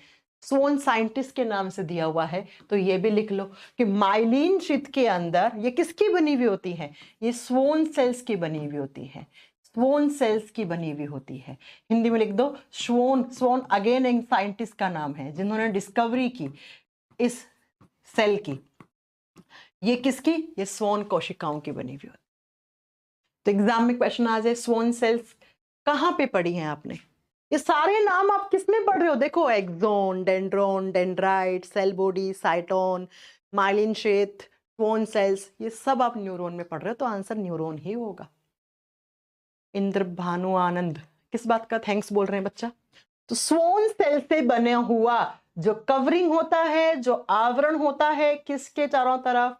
एक्सोन यानी सिलेंड्रिकल ट्यूब के चारों तरफ जो एक माइलिन शीट लगी हुई होती है जो प्रोटेक्शन देने का काम करती है, उसके अंदर जो सेल्स होती हैं उनको हम स्वोन सेल्स कहते हैं। तो 4 पार्ट हो गए। अब 5वां लिखो। 5वां पार्ट, न्यूरॉन का 5वां पार्ट नोड ऑफ रनवियर कहलाता है। ये सब साइंटिस्ट लोगों ने दिए हैं अपने नाम पे रख दिए, लोग हमें याद रखें। देखो 5वां क्या होता है, ये हमने पढ़ लिया। डेंड्राइट क्या होता है, इसमें न्यूक्लियस होता है, सेल बॉडी होता है, पढ़ लिया हमने। इस ट्यूब को एक्सोन बोलते हैं, पढ़ लिया हमने। इस ट्यूब के ऊपर कवरिंग लगी हुई होती है, वो माइलिन शीट कहलाती है। माइलिन शीट के अंदर कौन सी सेल्स होती हैं, स्वोन सेल्स होती हैं। अब ये जो नली है ना, ऐसे इस नली में बीच बीच में गैप है। आप देखो गैप है ना, गैप है ना, गैप है ना, ऐसे गांठ जैसा। गांठ को इंग्लिश में क्या कहते हैं, नोड। देखो कैसे होती है ये नली, ऐसे और फिर ऐसे छोटा सा एक गैप, फिर ऐसे छोटा सा एक गैप, फिर ऐसे, फिर एक छोटा सा ऐसे गैप। इस गैप को, ये गैप ऐसा ना गांठ बंधी हुई है, ये लंबी सी डोरी है, बीच में आपने गांठ बांध दी। इस गांठ को नोड ऑफ रनवियर कहते हैं। रनवियर साइंटिस्ट का नाम है, उन्होंने अपने नाम पर इसका नाम नोड ऑफ रनवियर रख दिया। तो नेक्स्ट लिखो नोड ऑफ रनवियर, नोड ऑफ रनवियर। ये एग्जाम में क्वेश्चन आता है, पीसीएस आरएस का एग्जाम का क्वेश्चन है। हिंदी में कोई अलग नाम नहीं होगा, बस कभी कभी गांठ बोल देते हैं इसको, एक्सोन टर्मिनल की गांठ, ऐसा कुछ लिख देते हैं, ठीक है। तो ये कहां पे है, किसका हिस्सा है, न्यूरॉन का हिस्सा। किस पार्ट को बोलते हैं, तो लिख लो एक्सोन, यानी सिलेंड्रिकल ट्यूब जो होता है, एक्सोन के बीच में जो गैप होता है, एक्सोन के बीच में जो गैप है, जो खाली जगह पड़ी है, गांठ जैसी दिखती है, उस गैप को हम नोड ऑफ रनवियर कहते हैं। इसका काम होता है इलेक्ट्रिक इंपल्स जनरेट करना। ये क्या करता है, ये इलेक्ट्रिक इंपल्स जनरेट करता है न्यूरॉन के अंदर, इलेक्ट्रिक इंपल्स जनरेट करने का काम करता है। आपने पढ़ा होगा ये सेंटेंस कभी ना कभी फिजिक्स में। इलेक्ट्रिक इंपल्स जनरेट करता है जिसकी हेल्प से कुछ नैनो सेकंड में ही हमारे ब्रेन तक मैसेज पहुंच जाते हैं, हमारे ब्रेन तक मैसेज पहुंच जाते। बात समझ में आ गई। तो नोड ऑफ रनवियर भी इस सिलेंड्रिकल ट्यूब का हिस्सा है। एक्सोन के अंदर ही ये कवरिंग पढ़ते हो, एक्सोन के अंदर ही स्वोन सेल्स पढ़ते हो, एक्सोन के अंदर ही नोड ऑफ रनवियर पढ़ते हो। और अब लास्ट में जाके जहां पे न्यूरॉन खत्म, न्यूरॉन का एक्सोन वाला पार्ट खत्म होता है, इसको आप एक्सोन टर्मिनल कहते हो। जैसे टर्मिनल 1 2 3 है ना, वैसे एक्सोन या ये ट्यूब यहां आके खत्म हो गई तो इस हिस्से को एक्सोन टर्मिनल कहते हैं। तो लिख दो axon terminal is the last part of neuron. First part कौन सा था, डेंड्राइट। एक बार फिर से पढ़ेंगे हम ये सारे, आपको आज ही क्लास में याद करवा दूंगी, बाद में नहीं खोलना आपको ये बुक में। लास्ट लिख लो axon terminal, axon terminal. Hindi में इसको क्या ही अलग लिखेंगे, एक्सोन टर्मिनल ही लिखेंगे। तो लिखो it is the last part of neuron. यह न्यूरॉन कोशिका का अंतिम भाग है, लास्ट पार्ट ऑफ न्यूरॉन, यानी कि न्यूरॉन कोशिका का अंतिम भाग एक्सोन टर्मिनल कहलाता है। फर्स्ट पार्ट कौन सा हुआ था, डेंड्राइट, जहां से इंफॉर्मेशन आई, यहां से इंफॉर्मेशन, यहां से मैसेज आया, फिर इस ट्यूब में गया, ट्यूब में इसने इलेक्ट्रिक इंपल्स जनरेट किया जिसके थ्रू इतने स्पीड में मैसेज भाग गया। भागा कहां, लास्ट वाले हिस्से में, टर्मिनल वाले हिस्से, जिसको एक्सोन टर्मिनल कहते हैं। अब बच्चों इस एक्सोन टर्मिनल के बाद ये एक न्यूरॉन है, ये न्यूरॉन का लास्ट वाला पार्ट है, फिर यहां से दूसरा न्यूरॉन शुरू हो जाएगा ऐसे, ठीक है। तो एक न्यूरॉन खत्म हुआ, दूसरा न्यूरॉन शुरू हो गया, तो इस बीच में इस गैप को हम साइनेप्स गैप या साइनेप्स क्षेत्र कहते हैं। लिख दो बच्चा 7वां भाग, इस डायग्राम में नहीं दे रखा है। सिनेप्स गैप, इंग्लिश में सिनेप्स गैप बोलेंगे और हिंदी में सिनेप्स क्षेत्र कहते हैं, इसको सिनेप्स क्षेत्र कहते हैं। अब क्या होता है सिनेप्स क्षेत्र, लिख लो नहीं तो भूल जाओ।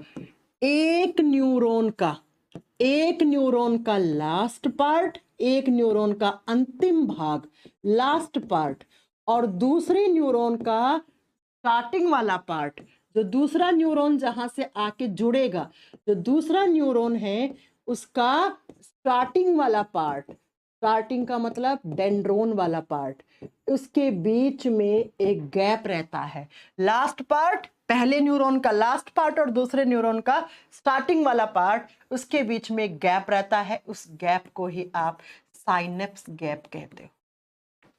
भाई न्यूरॉन तो 100 बिलियन न्यूरॉन है ना, तो ये न्यूरॉन यहाँ खत्म हुआ, फिर यहाँ से एक दूसरा न्यूरॉन, फिर तीसरा, फिर चौथा, ऐसे न्यूरॉन शुरू हो जाएंगे। तो इसका अंतिम भाग, जो दूसरा न्यूरॉन आएगा उसका शुरुआती वाला भाग, बीच में एक गैप जिसको साइनेप्स गैप, सिनेप्स क्षेत्र कहते हैं। और ये सबसे ज्यादा रिपीटेड क्वेश्चन है एग्जाम का, ये सबसे ज्यादा रिपीटेड क्वेश्चन है। बस इतने ही तो पार्ट थे, यही तो आपको याद करने थे न्यूरॉन के। यही न्यूरॉन के पार्ट्स हैं, देख लो। अब एक बार फिर से अपन पढ़ लेते हैं, डायग्राम से याद करने की कोशिश करते हैं। बोर्ड पे लिखा हुआ बिल्कुल नहीं याद करेंगे। अब सिर्फ और सिर्फ डायग्राम देखो और डायग्राम से पढ़ते हैं। सबसे पहले अगर ऐसी स्ट्रक्चर दिखे तो ये क्या है? ये हमारी ब्रेन सेल्स है, ये हमारे नर्वस सिस्टम की सेल है। इसका नाम क्या है? इसको न्यूरॉन या तंत्रिका कोशिका कहते हैं। सिर्फ डायग्राम से याद करने की कोशिश करना। कितने होते हैं? 100 बिलियन से भी ज्यादा। काम क्या है? मैसेजेस ट्रांसफर करना। कहां पर? ब्रेन और ऑर्गन्स के बीच में। कैसे मैसेज? कोई भी मैसेज किसी ऑर्गन ने ब्रेन को भेजा है या ब्रेन ने ऑर्गन को भेजा है, किसके थ्रू? अपनी सेल्स के थ्रू, न्यूरॉन्स के थ्रू स्टिमुलेशन, इंफॉर्मेशन या मैसेज कैरी होते हैं। अब ये जो न्यूरॉन है इसके दो हिस्से होते हैं। इस हिस्से को हम इसका हेड वाला पार्ट और इसको हम पूंछ वाला भाग कहते हैं। हेड वाले पार्ट को साइटोन कहते हैं। ये सेल की तरह काम करता है। इसमें माइटोकॉन्ड्रिया, इसमें प्रोटीन बनाने के लिए नीजल्स ग्रैन्यूल होते हैं, जिन प्रोटीन से एनर्जी भी मिलती है इस न्यूरॉन को। इसमें गोल्जी काय, इसमें एंडोप्लाज्मिक रेटिकुलम, इसमें न्यूक्लियस, न्यूक्लियर मेम्ब्रेन, सब कुछ पाया जाता है। और इसमें जो लंबी लंबी शाखाएं होती हैं, उन शाखाओं को आप इस तरीके से, जो लंबे लंबे पार्ट्स होते हैं, इसको हम डेंड्राइट कहते हैं। तो न्यूरॉन की ब्रांचेस क्या कहलाती हैं? डेंड्राइट। न्यूरॉन के कौन से हिस्से में सबसे पहले इंफॉर्मेशन कलेक्ट होती है? डेंड्राइट में। डेंड्राइट ने मैसेज जो आया उसको कहां पे ट्रांसफर कर दिया? एक सिलेंड्रिकल ट्यूब में, जिसको एक्सोन कहते हैं। इस ट्यूब को हम क्या बोलेंगे? इसको हम एक्सोन बोलेंगे। ठीक है। और एक्सोन क्या करता है? मैसेज को फॉरवर्ड करता है, ऐसे आगे भेज देगा। इससे कहां? दूसरे न्यूरॉन के पास, दूसरे से तीसरे, चौथे, पांचवें, छठे, ऐसे करते करते जहां पे पहुंचना है मैसेज वहां पहुंच जाता है। ठीक है। अब बच्चा, इस एक्सोन ट्यूब को कवर देने का, इसके चारों तरफ एक कवरिंग लगी हुई होती है, उस कवरिंग को माइलिन शीथ बोलते हैं। तो एग्जाम में आ जाए, माइलिन शीथ किस सेल के अंदर होता है? माइलिन शीथ में कौन सी सेल्स होती हैं? स्वॉन सेल्स होती हैं। स्वॉन सेल्स होती है। और जो एक्सोन है उसके बीच बीच में जो गांठे से बनी हुई है, जो नोड बनी हुई है, उनको क्या बोलते हैं? उनको नोड ऑफ रनवियर कहते हैं। रनवियर की गांठें जो क्या करती है? इलेक्ट्रिक इंपल्स जनरेट करती हैं, जिसके कारण मैसेज कुछ नैनो सेकंड में ही हमारे बॉडी में ट्रांसफर हो जाते हैं। फिर एक्सोन का आखिरी हिस्सा एक्सोन टर्मिनल कहलाता है। और जहां पर एक न्यूरॉन खत्म हुआ और जहां से दूसरा न्यूरॉन स्टार्ट होता है, तो बीच में जो क्षेत्र होता है उसको सिनेप्स क्षेत्र, जो बीच में गैप होता है उसको साइनेप्स गैप कहा जाता है। ये लो न्यूरॉन की स्ट्रक्चर, कभी भूलोगी ही नहीं आप, कभी भूलोगी ही नहीं आप। और लंबी तो दिखने में पता लग रहा है सबसे लंबी सेल्स होती है। अब बताओ भूलोगे क्या? अब भूलोगे तो कोई इलाज भी नहीं है, फिर कोई इलाज नहीं है। और इसी के साथ आपका ये चैप्टर फिनिश होता है। अब इस चैप्टर में ना एक चीज मैं आपको बताना भूल गई थी, एक नहीं 2 क्वेश्चन भूली नहीं, मैंने छोड़ रखा था। 2 क्वेश्चन, न्यूरॉन कंप्लीट हो गया बच्चों। ये आपका ब्रेन है, ऐसे मैं इधर मुंह करके खड़ी हूं तो मेरा दिमाग ऐसा, ये ऐसे स्ट्रक्चर है। अब जो क्वेश्चन बनेगा ना, इसमें ध्यान से सुनना। क्या क्वेश्चन? इस ब्रेन के अंदर जो फ्लूइड होता है ना, उस फ्लूइड को क्या कहते हैं? ब्रेन की मेम्ब्रेन मैंने पढ़ाई थी, लेकिन हमारे ब्रेन के अंदर एक फ्लूइड भी भरा हुआ होता है, एक तरल पदार्थ भरा हुआ होता है, जिसको सेरेब्रो फ्लूइड कहते हैं। सेरेब्रो फ्लूइड लिख लेना। ब्रेन के अंदर जो फ्लूइड होता है उसको सेरेब्रो फ्लूइड कहा जाता है। और ये फ्लूइड क्या करता है? ये हमारे ब्रेन को सेरेब्रोस्पाइनल फ्लूइड भी कभी कभी इसको बोलते हैं, क्योंकि स्पाइनल कॉर्ड में भी यही होता है, इसलिए इसका नाम कभी कभी सेरेब्रोस्पाइनल फ्लूइड भी होता। तो भी आप सही कर लेना उसको, क्योंकि बात तो वही है ना, बात तो सेम ही है ना। ठीक है, क्या काम करता है ये? आप तो सेरेब्रो फ्लूइड या सेरेब्रोस्पाइनल फ्लूइड भी कहते हैं इसको, क्योंकि स्पाइनल कॉर्ड में भी यही होता है, सेरेब्रोस्पाइनल फ्लूइड। इसका काम क्या होता है? इसका काम होता है एक्सटर्नल टेम्परेचर को कम करना। कैसे? मैं आपके, ये खोपड़ी है, ये आपका क्रैनियम है, इसके अंदर ये फ्लूइड भरा हुआ है, मेम्ब्रेन निकलेगी, मेम्ब्रेन के अंदर फ्लूइड, फिर आपका दिमाग निकलेगा। अब आपने लेबर को देखा होगा, वो लोग क्या करते हैं, सर पे 40 किलो का वजन रख के पहले फ्लोर से दूसरे फ्लोर पे ईंट लेके जाते हैं, गुम्बे लेके जाते हैं, है ना, देखा होगा ना, बहुत ज्यादा मेहनत करते हैं वो। तो जब आप सर के ऊपर कोई वजन रखते हैं बहुत ज्यादा, तो ये जो एक्सटर्नल प्रेशर है, अगर ये एग्जैक्टली अंदर चला गया तो दिमाग तो फट जाएगा ना, दिमाग पिचक जाएगा। तो ये जो एक्सटर्नल प्रेशर आपने रखा है ना, कोई भी आपने 100 किलो का वजन रख लिया सर के ऊपर, लेकिन फिर भी आपका दिमाग ऐसा तो नहीं है कि नीचे की तरफ धंस गया, फट गया, नहीं ना। क्यों? क्योंकि ये जो फ्लूइड है ना, सेरेब्रोस्पाइनल फ्लूइड, ये बाहरी प्रेशर को, बाहरी दबाव को कम करने का काम करता है। ये आपके ब्रेन को प्रेशर फील नहीं होने देता है। तो इसी फ्लूइड को हम सेरेब्रोस्पाइनल फ्लूइड कहते हैं, और इसका काम होता है एक्सटर्नल प्रेशर को कम करना। तो एग्जाम में आ जाए, हमारे दिमाग के ऊपर जो बाहरी दबाव आप डाल रहे हो, इस खोपड़ी के ऊपर 100 किलो वजन रख लोगे तब भी आपका दिमाग फट के नीचे नहीं गिरेगा।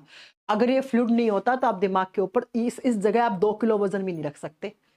ठीक है, तो एक्सटर्नल प्रेशर डायरेक्टली आपके दिमाग के पास ना जाए, उसको एक्सटर्नल प्रेशर को कम करने का काम यही फ्लूइड करता है, यही आपका सेरेब्रोस्पाइनल फ्लूइड करता है। कुछ लोग अपनी कमर पे ऐसे 100 किलो का कट्टा लेके लाद के ले जाते हैं। अब अगर ये फ्लूइड स्पाइनल कॉर्ड में नहीं होता तो स्पाइनल कॉर्ड भी फट जाती है आपकी, समझ रहे हो, है ना।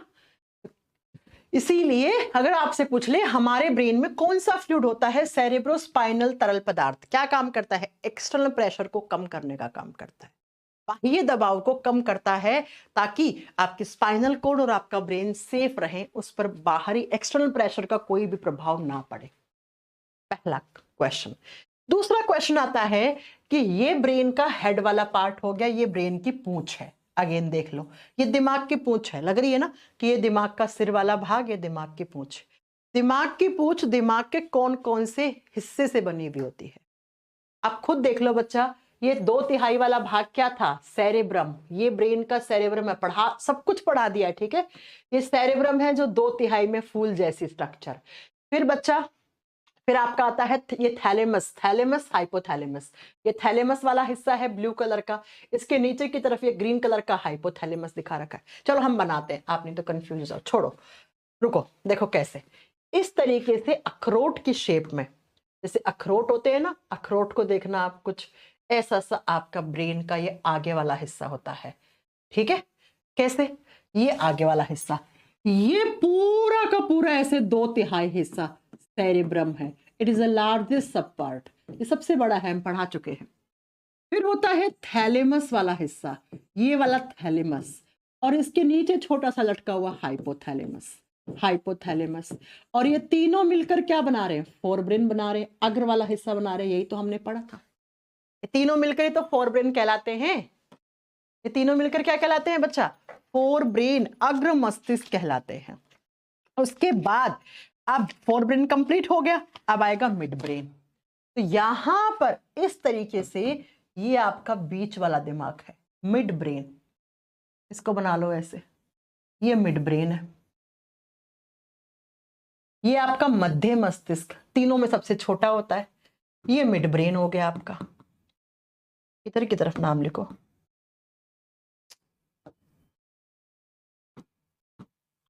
अरे चलो कोई नहीं, ये आपका मिड ब्रेन हो गया। मिड ब्रेन, मध्य मस्तिष्क, और अब शुरू हो जाता है पीछे वाला दिमाग, हिंड ब्रेन। हिंड ब्रेन का कौन सा हिस्सा? इस मिड ब्रेन से जस्ट नीचे की तरफ यहाँ पे पोन्स होता है, ऐसे। ये पोन्स वेरोलाई, जो मैम पिंक कलर से बना रही है ना, इसको क्या बोलते हैं हम? इसको हम पोन्स वेरोलाई बोलते हैं। लिख दीजिए, ये आपका पोन्स है, ये क्या है आपका पोन्स वेरोलाई। और फिर इसी के नीचे की तरफ, इसी के नीचे की तरफ इस तरीके से आपका एमो, एमो बोले तो मेडुला ऑब्लंगेटा, जिसका काम क्या होता है, उल्टी को कंट्रोल करना, खराटों को, छींक को, खांसी को, कोल्ड को, कफ को। ये कौन सा हो गया तीसरा, ये हो गया एमो, एमो बोले तो मेडुला ऑब्लंगेटा। और यहां पर पीपल के पेड़ के पत्ते की तरह ये आपका सबसे छोटा दिमाग, ज्यादा ही बड़ा बना दिया, थोड़ा छोटा कर दो मैम, ये आपका छोटा दिमाग। ये जो ब्लू कलर से मैम ने बनाया ना, ये कौन सा है, सेरेबेलम, ये छोटा दिमाग आपका, इसको बोलेंगे हम सेरेबेलम। ये लो आपका ब्रेन का डायग्राम, सेरेबेलम जिसको अनुमस्तिष्क या छोटा दिमाग बोलते हैं। और फिर मेडुला ऑब्लंगेटा से नीचे की तरफ ऐसे आपका स्पाइनल कोड निकलता है, ये आपका स्पाइनल कोड। ये कौन है, ये स्पाइनल कोड है, स्पाइनल कोड, मेरुरज्जु, ये स्पाइनल कोड। अब जो क्वेश्चन आता है वो सुनो, क्वेश्चन आता है, ये ब्रेन का हेड वाला पार्ट हो गया, ये सिर वाला, ऐसा लग रहा है ना ये किसी का सिर है, ये पूंछ है। ये ब्रेन स्टेम, ये वाला पार्ट, ये ब्रेन की पूंछ कहलाती है। और ब्रेन की पूंछ कौन से 3 ब्रेन के पार्ट से बनती है, यही एग्जाम का क्वेश्चन है। ब्रेन स्टेम यानी कि दिमाग की पूंछ। अब आप बता दो इसमें कौन कौन से 3 ब्रेन की पूंछ बनाने वाले ब्रेन के 3 हिस्से कौन कौन से। ये नहीं होगा, ये साइड में रह गया। 3 हिस्से कौन कौन से, मिड ब्रेन, पोन्स और मेडुला, ये तीनों मिलकर दिमाग की पूंछ बनाते हैं। और ये तीनों मिलकर दिमाग का सिर यानी हेड वाला पार्ट बनाते हैं। अब आपको समझ में आएगा, सेम चीज इस डायग्राम में थी, आप खुद देख लो। ये भाग आपको ऐसा लगेगा ये थैलेमस या हाइपोथैलेमस हो गया, ठीक है। अब ये मिड ब्रेन, ये रहा मिड ब्रेन, फिर पोन्स, फिर मेडुला, ठीक है। तो ये तीनों ही तो मिलकर क्या बना रहे हैं, ब्रेन की स्टेम, ब्रेन की पूंछ बना रहे हैं। और ये साइड में लटका पड़ा है यहां पर आपका ये छोटा दिमाग, ये कौन है, ये का आपका सेरेबेलम है, सेरेबेलम है। अब समझ में आ गया होगा आपको। तो 2 क्वेश्चन ये थे कि ब्रेन में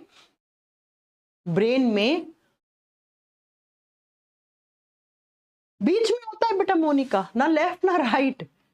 ये तो एक साइड दिखाई ना, जैसे ऐसे ऐसे मुंह करे खड़े हुए, यहाँ होता है छोटा दिमाग, यहाँ यहाँ बीच में नहीं, मतलब लेफ्ट राइट नहीं होता है बच्चा, मोनिका कुमारी। ओके, तो ब्रेन की पूंछ किस किस के मिलने से बनी, ब्रेन की पूंछ मिड ब्रेन यानी मध्य मस्तिष्क, पोन्स वेरोलाई और मेडुला ऑब्लंगेटा से ब्रेन की पूंछ बनी। छोटा दिमाग ऐसे साइड में रह गया, ये रहा छोटा दिमाग। और ये ब्रेन का सिर बना रहा है, सबसे बड़ा हिस्सा सेरेब्रम, सबसे छोटा सेरेबेलम। इस फोटो में भी देख लो ना आप, ये जरा छोटा दिमाग का पीपल के पेड़ के पत्ते जैसा, ये तीनों मिलकर पूंछ बना रहे हैं। फिर यहां से आपके नीचे स्पाइनल कॉर्ड शुरू हो जाती है, ये थैलेमस रहा, ये हाइपोथैलेमस रहा, ये सेरेब्रम रहा। समझ में आ गई मेरी बात। तो ये आपका दिमाग है ऐसा, और इसी के साथ कंप्लीट नर्वस सिस्टम आपका खत्म हो जाता है। यहाँ पे कोई क्वेश्चन नहीं रहेगा वनडे एग्जाम में। अब आप कहो एमबीबीएस में भी इतना आता है कि अरे नहीं भैया, एमबीबीएस के लिए अच्छा खासा पढ़ना पड़ता, अच्छा खासा पढ़ना पड़ता। अब आप लोग इसके क्वेश्चन लगाओ, जो मेरी बुक है ना डीएनए ऑफ साइंस, उसको ले लो, फ्लिपकार्ट या अमेज़न से सर्च कर लो DNA of science by Kajal ma'am, या बायोलॉजी वॉल्यूम 1 ले लो, लिख लेना biology volume 1 by Kajal ma'am, और बढ़िया से क्वेश्चन लगा लो। अब हम नए चैप्टर के साथ मिलते हैं आपसे। नेक्स्ट चैप्टर में रिप्रोडक्टिव सिस्टम करवाऊंगी पहले।